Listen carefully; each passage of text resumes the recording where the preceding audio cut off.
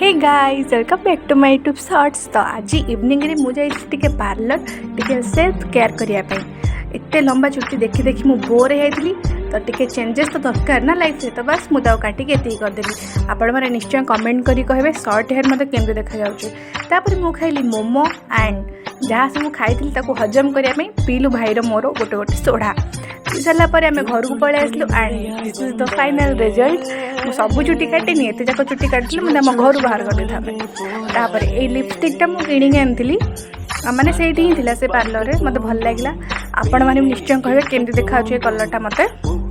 तो बस आज तो चुट्टी काटी ना तो 2-3 दिन टे जुटे लगी तापर मोर कांद स्टार्ट हम कहीं काटुली यहाँ मोर प्राय समस्त थाए फास्ट दिन ही चुट्टी काटा भल लगे भल लगे गोटे परफ्यूम आनी यहाँ स्मेल करती बहुत भल था। आज ये पुणी देखा नेक्स्ट ब्लॉग रे। Thank you for watching. Okay bye.